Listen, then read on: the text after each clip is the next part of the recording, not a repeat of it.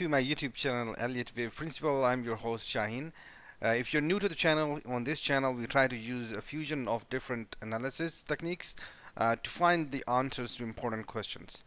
In today's video, we are going to discuss gold, and from my own personal research, I'm well aware of it that we are in a bullish cycle as far as the long-term analysis of gold is concerned.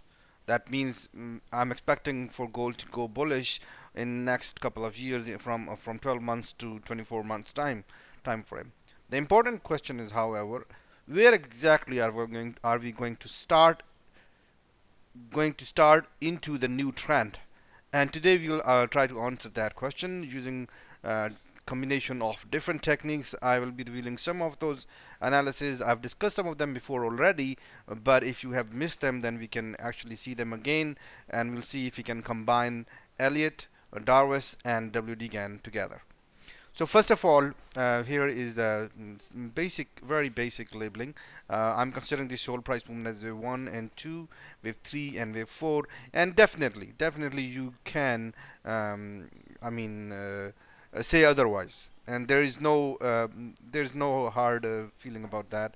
If that is the case, if you're not considering this as 1, 2, 3 and 4, that's alright, understandable. There's nothing we can discuss, but the main point we can discuss on one thing is that the trend from this point is going upward, and so far we haven't seen any reversal in the trend. If you look at from this bottom, trend is still going upward because it's moving from left of the screen, bottom of the screen, to the high part of the screen, and we are right in the middle of it. Or we can actually move on this part and we can say that okay, the trend in general is going up. This is one thing. So till actually trend breaks or makes a U-turn, we will continue behaving that. We have one trend that's going on right over here. We have another trend that went on over here. So the important point here is that, are we going to continue this way? I don't think so. We are not going to look into this way analysis. I'm considering that this analysis that we have trend that actually started from over here, it will carry on upward. This is the general theme of the analysis. We'll look at it. It actually changes. Now we have recently broken this particular trend line. Do not need to worry if we have broken this trend line. First of all, we can see that the prices came below over it, right now retesting it. So we'll discuss all of that. I'm well aware of it that we have broken this trend line. So let's delete that, and let's delete this line, and we'll discuss right now. So as far as Elliott wave analysis is concerned, you guys can see that right now that it looks to me that we are right now going through wave 4. Either wave 4 is completed or not, that's another big question. But I think that we are right now going through wave 4. We have completed wave A, wave B is complete, and wave C either is complete or is going on. In that case, this is how we are looking at it at the present stage. We can definitely use trend line. If you guys are are interested in finding that trend lines are pretty useful, we can definitely use trend line. And here is the trend line that would be proper, that would be capturing the whole trend, this one and this one, and if you see a correction, then this one too. Alright, so here it goes. Now if you look at Elliott wave analysis, we can definitely look at a 3-wave structure, a 3-wave structure, and a 5-wave structure. The question is that we can clearly see 5 waves. We have wave 1 right over here, wave 2, wave 3, wave 4, and wave 5. This is right now we are zooming into. The main next question right now bring us, have we completed wave 5, or wave 5 is still going on? This wave 5 of wave C, have we completed that, or is still going on? This is Elliott wave analysis.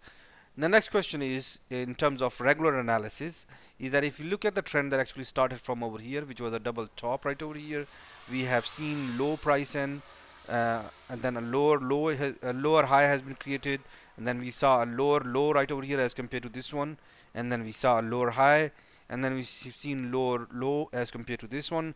So the downward trend is still pretty strong as far as the general technical analysis is concerned. We have not seen any signal. We have not broken a previous top, which is this one and this one and this one.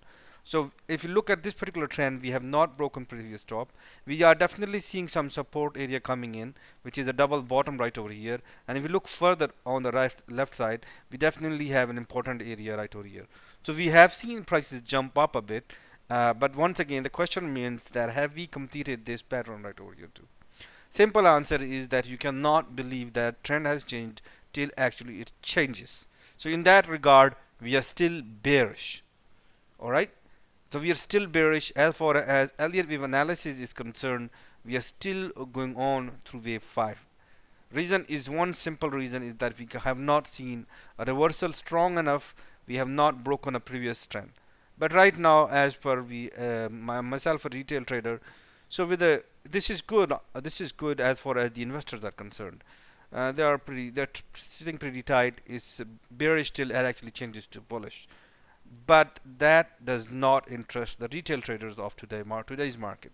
They are more interested as whether this wave is complete or not, and even they want to zoom in even further.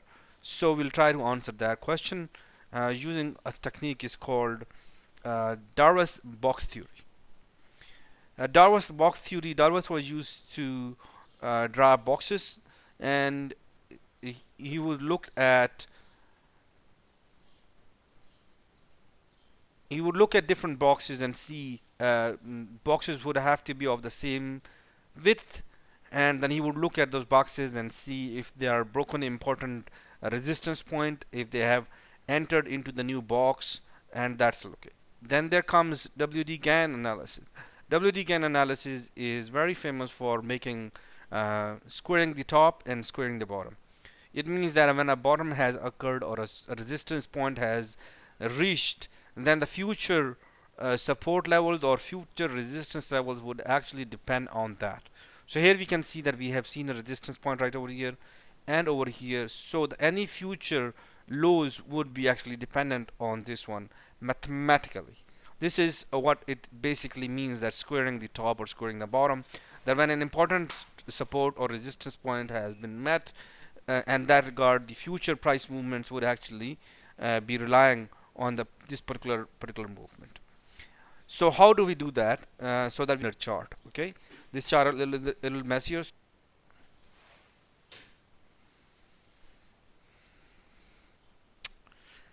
Alright, first of all, the first thing that we can see is that the top that was made was around 2070. So I'm trying to going to square that. In order to square that, I need to actually create from a gap from 0 to 2070. On this chart, in order to go to 0, I'll have to do further downward. So instead of going to 0, and I'm going to half of it, I'm going to the half of the range from 0 to 2070, or from half of this range. In order to do that, I can simply divide 2070 by 2. So 2070 divided by 2, that gives us 1035. So I'm going to draw a square, a lower range of 1035. Give me a moment. So there it is. On a weekly time frame, we can actually see it right now. It's right over here. Either I can also simply go to 0 level and I can try to draw a box right over here. If this is minus, so I can simply draw a box right over here. It's again a similar thing. Let me go to the properties area. We can go to the 0, and there it is. Value is right now 0. So it's right now 0. If you measure the distance, this is 50% of the total range that you know. And once again, this is 50% as well. So we are basically trying to measure mathematical percentage from 0 to the top right over here, the most recent top that we have seen, which is 2071. I've rounded that off to 2070. Okay, so we can simply see that by going in this. Okay, and here we will see that the total number of boxes is 8. These small boxes is 8, but in order to zoom in and to see some finer levels, I've decided to use the 50% of it. It's either basically dividing the top range to the bottom range into 16 levels, and if you're not contented with it, you can further divide it into 32 levels, into 64 levels, into 128 levels. It's up to you, whatever you want to feel it. If the price is giving us some indication, if the price gap is good enough, that's what you kind of look at it. For gold, I've simply divided the total range from 0 to 2070 into 2 sections. Alright, so right now the 50% of the range is being divided by into 8 separate boxes, right? 1, 2, 3, 4, 5, 6, 7, 8. So we'll go on the daily time frame, and here we will see. We'll see if he can find somehow. The problem with the boxes is diverse boxes is that you have to find that then first of all they need to be all equal, and this is we can see that we have seen the boxes all equal. If we strictly look at the top to bottom, in that case the boxes are not equal. If you try to do that, in that case the boxes are not equal. The important point here is that the resistance do not come at the end of the box right over here. With this one we have seen that, but that's not necessarily the case.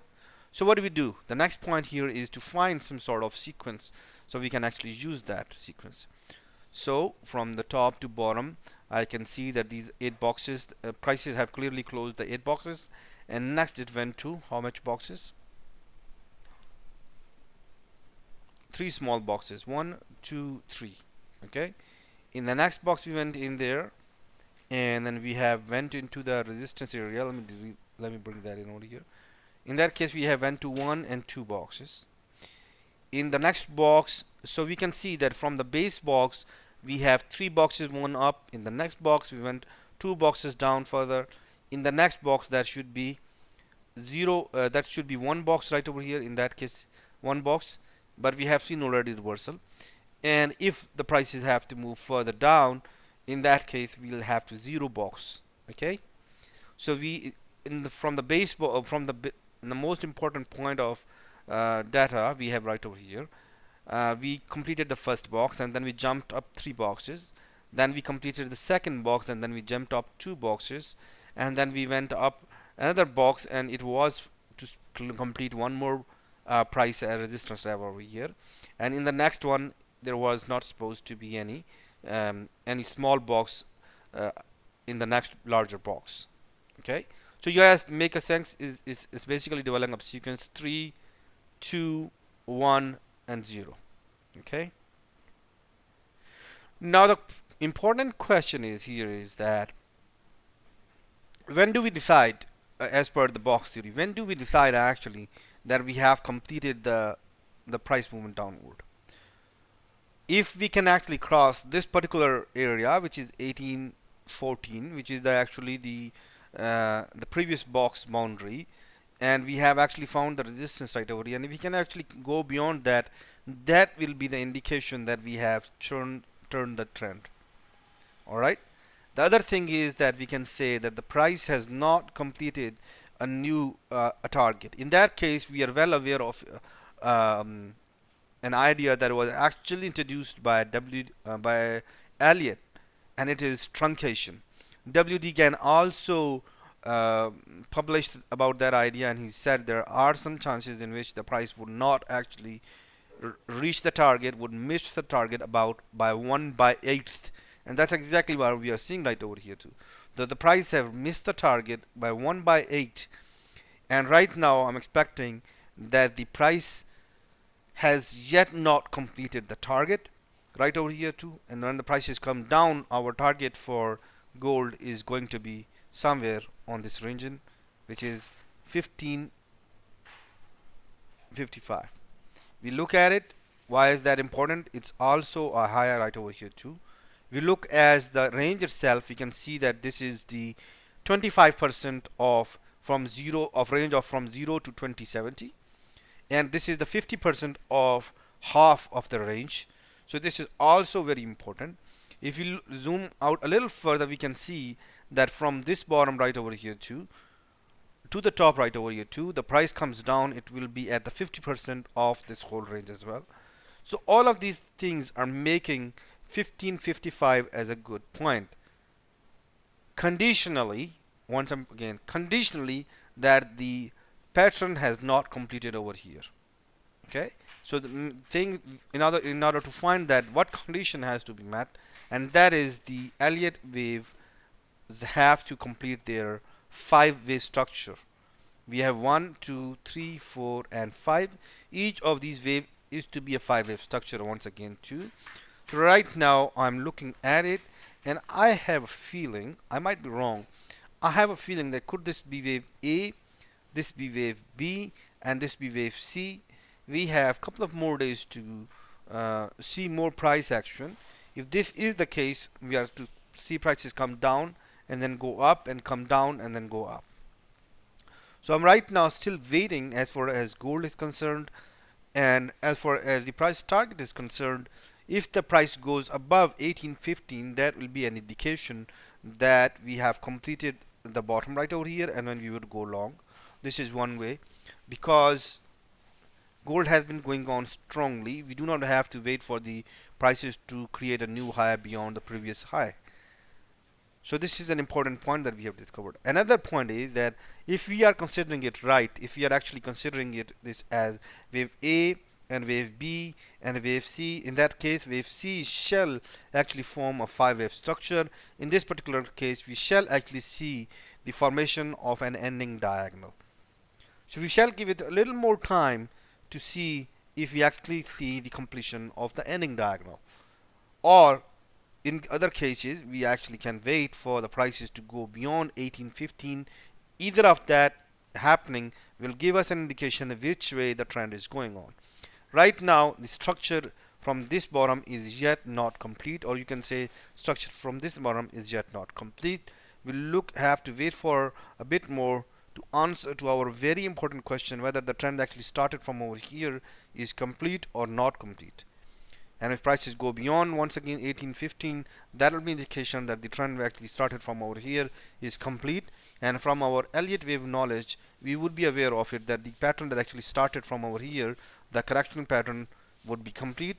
And we will be further zooming out. We'll be see that wave 1 and 2 and 3 and 4 is concerned complete, and we will be going long further, and we will be seeing a very healthy price action in gold.